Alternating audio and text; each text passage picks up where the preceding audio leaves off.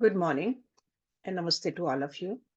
Let's start the class with some prayers to Lord Krishna, to Bhagavad Gita, and to Rishi Vyas also.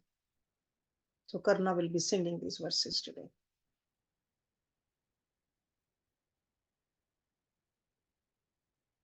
Unmute yourself, please, Karna. ॐ पार्थाय प्रतिबोधितां भगवता नारायणेन स्वयं व्यासेन ग्रथितां पुराणमुनिना मध्ये महाभारतम् अद्वैतामृतवर्षिणीं भगवतीम् अष्टादशाध्यायिनीम् अम्ब त्वामनुसन्दधामि भगवद्गीते भवद्वेषिणीम् नमोऽस्तु ते व्यासविशालबुद्धे फुल्लारविन्दायतपत्रनेत्र येन त्वया भारततैलपूर्णः प्रज्वालितो ज्ञानमयः प्रदीपः प्रपन्नपारिजाताय तोत्रवेत्रैकपाणये ज्ञानमुद्राय कृष्णाय गीतामृतदुहे नमः। सर्वोपनिषदो गावो दोग्धा गोपालनन्दनः पार्थो वत्सत्सुधीर्भोक्ता दुग्धं गीतामृतं महत् वसुदेवसुतं देवं कंसचाणूरमर्दनं देवकी परमानन्दं कृष्णं वन्दे जगद्गुरुं भीष्मद्रोणतटा जयद्रथजला गान्धारनीलोत्पला शल्यग्राहवती कृपेण वहनी कर्णेन वेलाकुला अश्वत्थामविकर्णघोरमकरा दुर्योधनावर्तिनी सोत्तीर्णा खलु पाण्डवैरणनदी कैवर्तकः केशवः पाराशर्यवचः सरोजममलं गीतार्थगन्धोत्कटन् नानाख्यानककेसरं हरिकथा सम्बोधनाबोधितम् लोके सज्जनषट्पदैरहरः पेपीयमानं मुदा भूयाद्भारतपङ्कजं कलिमलप्रध्वंसि न श्रेयसे मूकं करोति वाचालं पङ्गुल्लङ्घयते गिरिं यत्कृपातमहं वन्दे परमानन्दमाधवम् यं ब्रह्मा वरुणेन्द्ररुद्रमरुतस्तुन्वन्ति दिव्यैस्तवैर्वेदैः साङ्गपदक्रमोपनिषदैर्गायन्ति यं सामगाः ध्यानावस्थिततद्गतेन मनसा पश्यन्ति यं योगिनो यस्यान्तन्न विदुःसुरासुरगणा देवाय तस्मै नमः देवाय तस्मै नमः देवाय तस्मै नमः।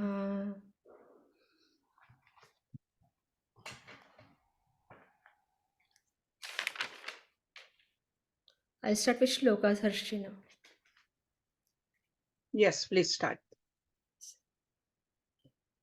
अपि चेदसि पापेभ्यः सर्वेभ्यः पापकृत्तमः सर्वैज्ञानप्लवेनैव वृजिनं सन्तरिष्यसि यथैधांसि समिद्धोऽग्निर्भस्मसात् कुरुतेऽर्जुन ज्ञानाग्निः सर्वकर्माणि भस्मसात् कुरुते तथा ब्रह्मण्याध्याय कर्माणि सङ्गं त्यक्त्वा करोति यः लिप्यतेन स पापेन पद्मपत्रमिवाम्भसा अपि चेत्सु दुराचारो भजते मामनन्यभाक् साधुरेव समन्तव्यः सम्यक् व्यवसितो हि सः यो मामजमनादिं च वेत्ति लोकमहेश्वरम् असम्मूढः समर्थ्येषु सर्वपापैः प्रमुच्यते तत्र सत्त्वन्निर्मलत्वात् प्रकाशकमनामयम् सुखसङ्गेन बध्नाति ज्ञानसङ्गेन चानघ सर्वधर्मान् परित्यज्य मामेकं शरणं व्रज अहं त्वा सर्वपापेभ्यो मोक्षयिष्यामि मा शुचः. Thank you very much, Karna. Beautiful. Beautiful. So today's topic is the feeling sinful. Urmil is going to give us a detailed explanation of what sin is.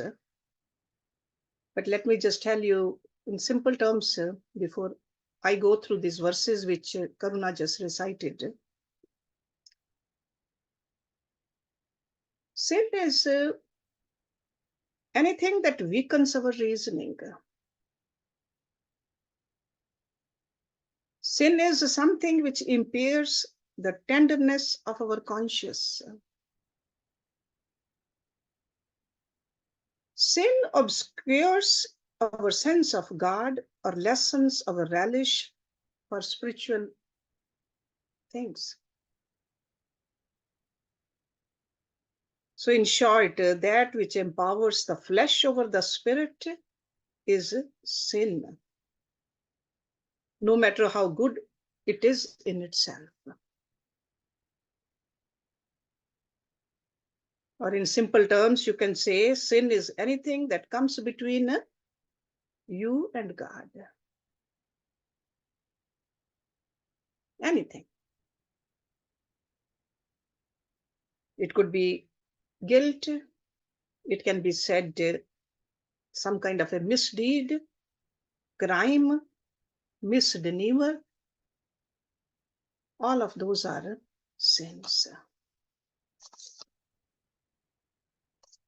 The verses which were recited, they were from several chapters. But the message is the same.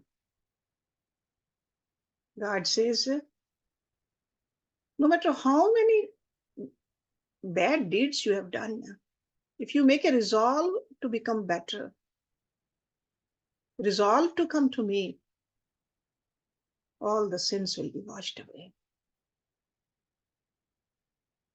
These verses from chapter 4, Jnana Karma Sannyas Yoga, chapter 5, Karma Sannyas Yoga, chapter 9, Raj Vidya, Raj Guh Yoga, chapter 10, Vibhuti Yoga, chapter 14, Gunatre Vibhag Yoga, and the last chapter, chapter 18, Moksha Sannyas Yoga. So throughout Bhagavad Gita, Lord Krishna is saying the same thing.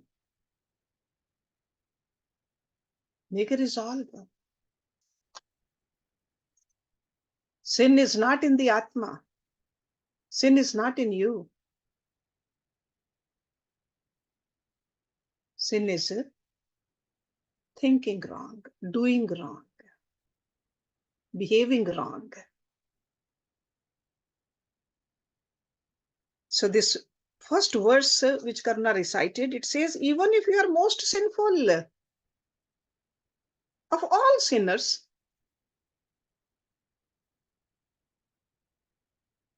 yet you shall verily cross all sins by the raft of knowledge.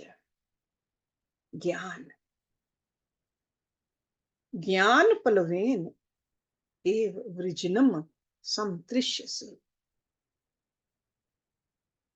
But we have to sit in that boat of Gyan. Only then we can cross over. Because sometimes we have a certain amount of lack of confidence in ourselves. We think that we have done so many bad things. How can God accept us? God says no. As soon as you make a resolve to sit in that raft, you will definitely cross over. And this knowledge is a divine knowledge. So divine knowledge provides the boat to cross over the material ocean. We have to learn how to illumine our intellect with this divine knowledge.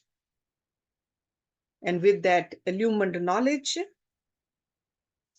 we'll learn to control our unruly mind. Only then we can cross over this material ocean and reach the divine realm. Then in the following verse, in the same chapter, he says, as the blazing fire reduces fuel to ashes, O Arjuna, so does the fire of knowledge reduce all actions to ashes. So this is the greatness of this divine knowledge. There's a brilliance in us. There's a serene atmosphere inside us. Because that is a thrilled sense of divinity. So this example is pretty striking. He says, whatever be the quality, shape, condition, color of the fuel pieces, all of them can be burnt into ashes. Those ashes look the same when they are fully burned. And that's what happens to our karmas also, with the help of the Gyan. Gyan Agni, he says. Actually, what happens is with the Gyan Agni, the ignorance is burned. Ignorance. Then in the next chapter, he says, he who does actions, offering them to Brahma, abandoning attachment, is not tainted by sin. Just as a lotus leaf remains unaffected by the water on it. Because he's giving us a technique now. We are in a karam yoni. We got to do all the actions. How can we not get tainted by the actions? If we do the actions for God. Do our duties, but always think that I'm offering it to God. Even a simple act of eating food, remember God. When you're sleeping also, have that kind of attitude. I need to give a rest to this body so that in the morning I can serve my beloved better. No matter which direction you look at, do the pranam to God. He who does actions, offering them to Brahma. We got to look at it. How many of our actions we are offering to God? Because whenever we are ready to offer something to God, we will do a better job. Because we are offering it to the highest, Brahm.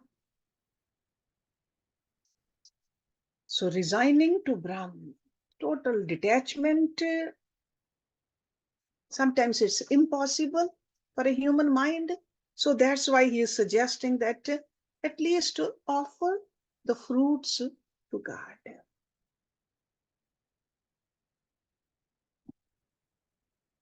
Detach from the world and attach to God. That's what he's saying, because as long as we have a mind, it will be attached to something, attached to God. Today we are ego-realized souls. We are souls, but we identify ourselves with the ego. Lord Krishna is calling us to become soul-realized egos. That's a little shift we need to make.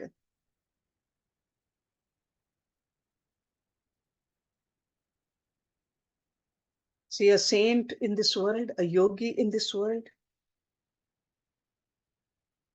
is living just like us, but the attitude is different. A yogi is offering all the actions to God. And that's what Lord Krishna is telling us to do too.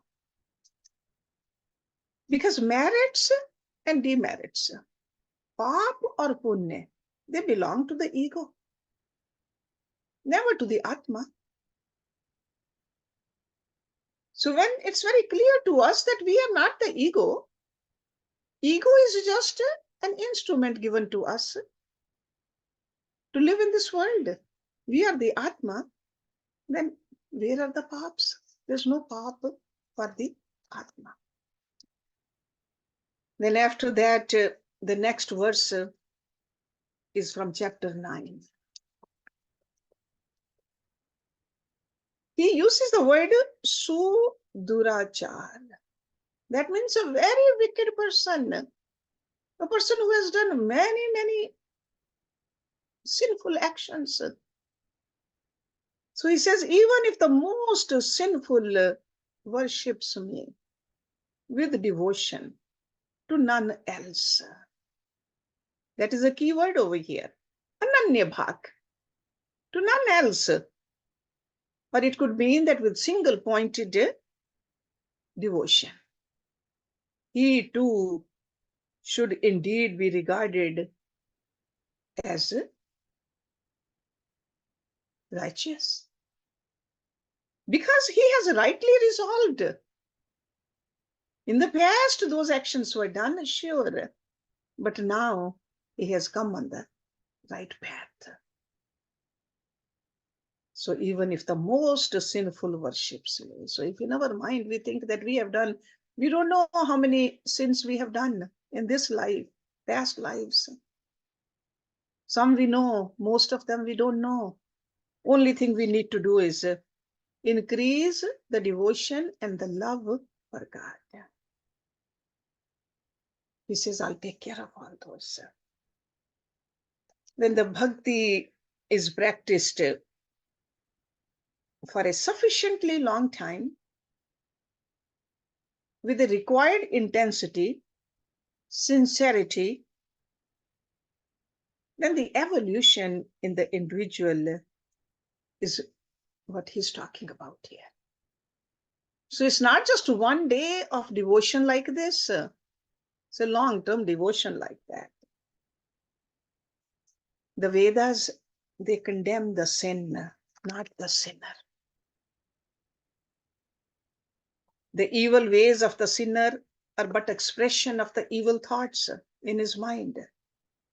If the texture of the thoughts flowing in his mind could be changed, the texture of his behavior would be transformed. So it's like a slowly and steadily we keep on changing our mind.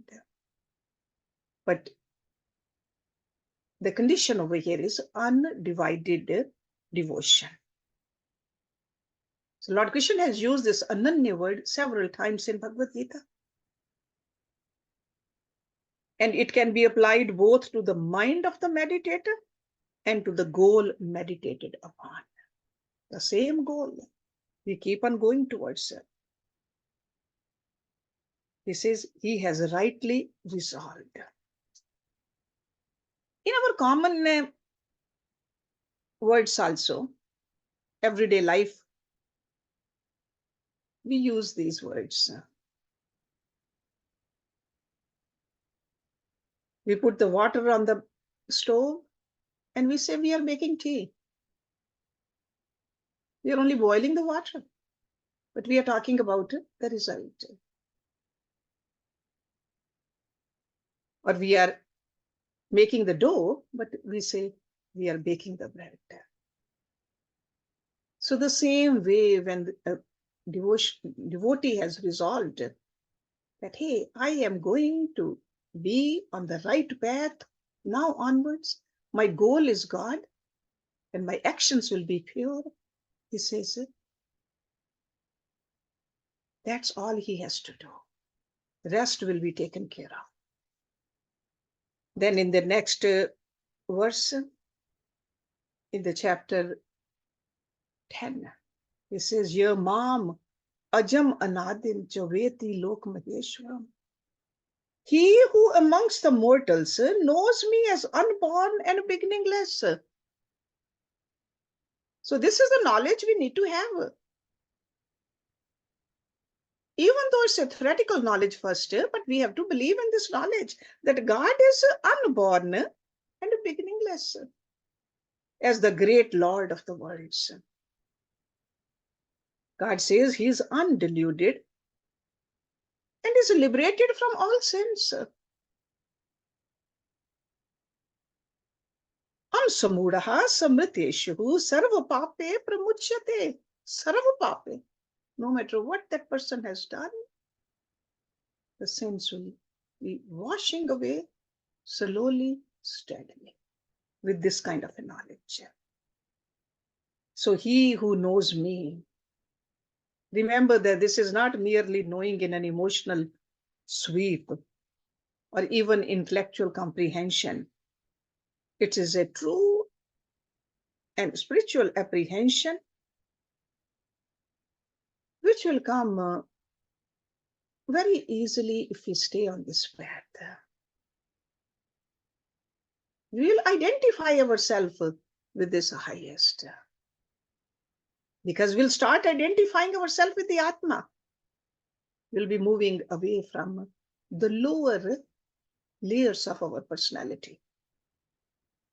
So the self is to be realized as unborn, beginningless, the great Lord of the world. Lok Maheshwaram. He is the Ishvara. So a person is not punished for his sin, but he is punished by his sins. Remember that. Then in the verse from chapter 14, he's telling us to stay on the path of Satvikta. Because journey is not just a few hours long or few months long or years long. It could be several lives long.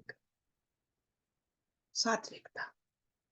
Make a resolve that you will live a sattvic life. So he says of these sattvic or sattva, because of its stainlessness, nirmaltavat is luminous, healthy. Sure, it binds by creating attachment to happiness and attachment to knowledge, O sinless one. So that means we can definitely move up to the sattvikta with our effort, but beyond that, he takes care of it. He is calling Arjuna a sinless one, because Arjuna thought that he is going to, or in the past also he has killed in the wars so many people, and now he's standing in front of his guru, in front of his grandfather, in front of his cousins, uncles. Lord Krishna is calling him sinless. Because he's teaching him how to wage this war by not making it as your war or your karma. He is telling him, just offer it to me. So our effort up to the Satvikta, beyond that, our actions should be offered to God. Then in the last verse, which we are looking at, very famous verse, but often misread, or it could be most controversial also, but I'm going to just go over it very in a simple manner for you. He says, abandoning all dharmas, take refuge in me alone. I will liberate you from all sins. Grieve not. And we talk about dharam all the time. And over here, dharam, all dharam, he's talking about dharam of the body, dharam of the mind, dharam of the intellect. And he's telling us that during meditation, at least do that. Every day we meditate. Just detach yourself from these lower layers of your personality. Absorb yourself into me. I'll take care of you. 3 distinct adjustments in our inner personality we must do. Renounce all dharams through meditation. Then he says, surrender to my refuge alone, at least in the state of meditation. And then he says, stop all the worries. These are the 3 things, or 3 adjustments he wants us to make. And then he gives us a promise to all the mankind, that I shall release you from all the sins. So from all these verses, from different chapters, and there are a lot more than these also in Bhagavad Gita, but at least concentrate on these verses and see what kind of assurance Lord Krishna is giving us. But his insurance will work for us only if we do our part. In every verse, there is something for us to do also. Can we offer the actions to God or not? Can we keep on increasing our love for him or not? Are we meditating every day where we are just letting go of the rest of the layers of our personality or not? Even God, where he comes in a human form, we see that those avatars meditating. They say even Lord Shiva on the Kailash Parvat, for thousands and thousands of years, he meditates. If gods are doing it, shouldn't we do it? Lord Krishna is urging us to do that. End your ignorance and dissolve yourself into this higher. So renounce means not to allow ourselves to fall again and again into the state of identification with the outer envelopments of matter around us. Let go of the extrovert tendencies. Develop introspection diligently. That's what we need to do. So instead of worrying about the sins we have committed in the past, we need to put all the energy into our sadhana, starting now. And now I would like Urmil, or request Urmil to please let us know more about the sin, what sins are, and what Lord Krishna is telling us. And Urmil, you can unmute yourself, please. Very good, Harji. Good start for us and wonderful, Karuna, the way you recite. I feel like learning that Sanskrit from your teacher now. Thank you very much. Now, Harji has already mentioned to you a few definitions of sin, and I add on to that sin is an immoral act considered to be a transgression against divine law. Sin is moral evil from religious standpoint. Sin is also equated with one's failure to live up to external standards of conduct or moral codes. Sinful behavior, like tamasic behavior, is almost like a disease. Now, the features that describe what all is feeling sinful, there are some cardinal sins or deadly sins, but I don't want to use the word deadly, but cardinal. They are in every religion. These are considered sins: pride, greed, lust, which is adultery also, envy, avarice or gluttony, wrath, anger, and sloth, which is laziness. And what it suggested is that the antidote to all these sins is to cultivate heavenly virtues like charity, chastity, patience, temperance, gratitude, humility, and compassion. So, and then there are some other sins which are absolutely a no-no. In suicide, abortion, rape, divorce. Of course, now things have changed. There's an issue and a debate on abortion. Rape is still a big no-no, and divorce is become a little more liberal in terms of sin or not sin. So the answer is that the virtues is the antidote to demonic attributes, and they are called sins. And how to get over them? Like a glass of dirty water, keep pouring clean water. Then the dirty water will be replaced by clean water. Sins are only removed by doing virtuous things. And why is God the common denominator or the common factor in all those verses that we have read today? The common factor is, come to me. And why? Why is Lord focused on only this one thing, which is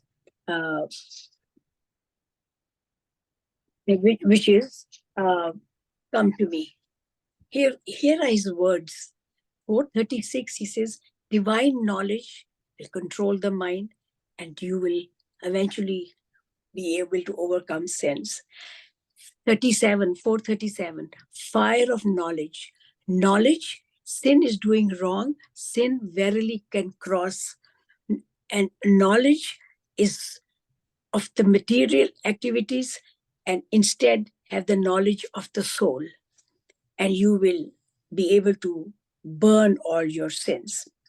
Then he also says, surrender to God. 5:10, he says, dedicate all actions to God.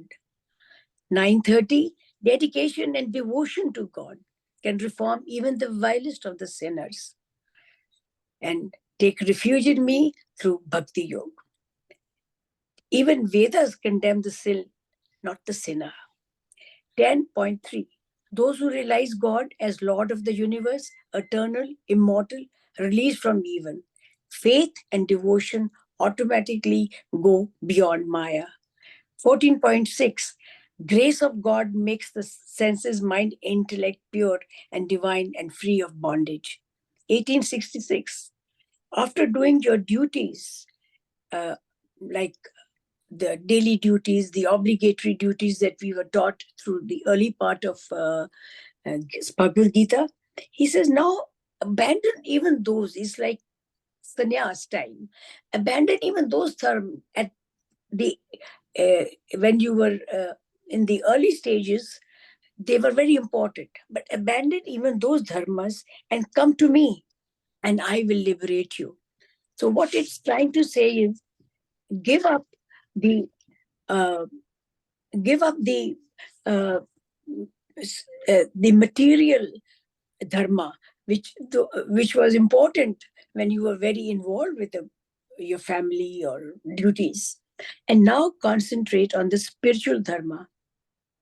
There is no social class, no status, no family responsibilities. Only dharma becomes loving, devotional service to God.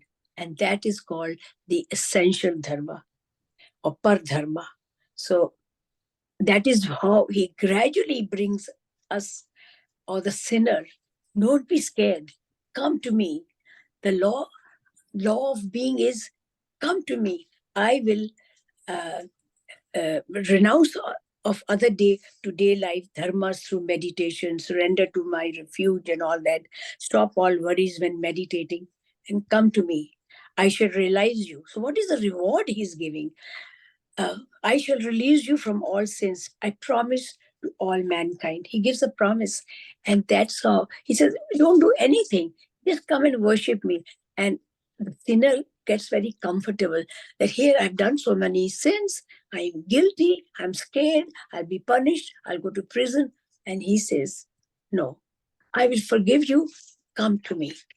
So, so cultivating all these heavenly virtues and believing in God, having faith in God, you can purify your mind and get close to God. And that is what leads you to moksha, or birthless and deathless situation.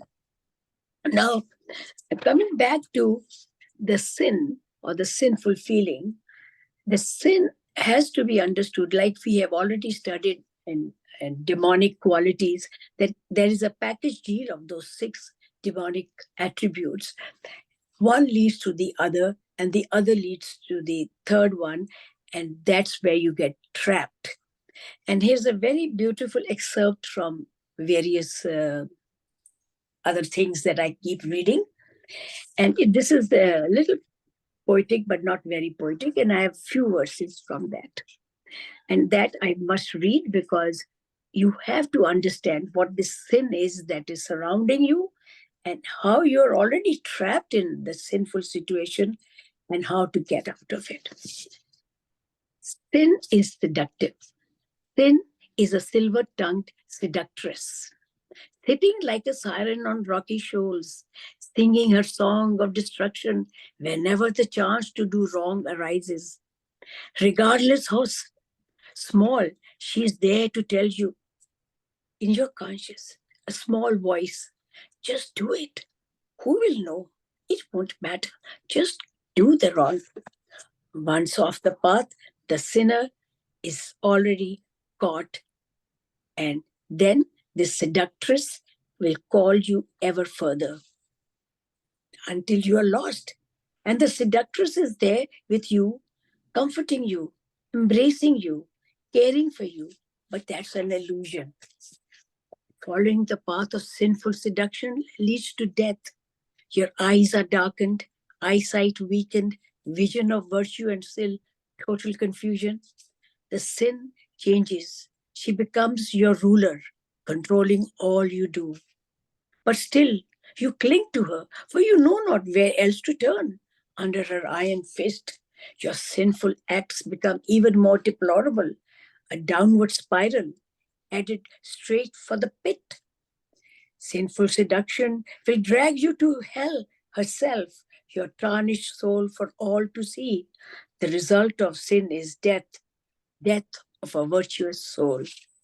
So you see what sin can do to you, but God gives you, come, even if you have been, and it is, Jesus said the same thing, I forgive you, but from here on, you follow this, this, and this. So there is a lot of similarity in many of these religions. They want to forgive the sinner and say, come to me, follow this. And once they put themselves in the feet of the Lord, he is automatically, slowly but surely, going to become virtuous, pure-minded, and reach salvation or liberation. So this is my take on it. The sin, understand this sin and all the attributes that happen in the sin. There's no end to the list of sins. And one by one, make sure they are not part of you and you are in God's hands. That's about it. Thank you. Thank you, Urmil. Beautifully explained.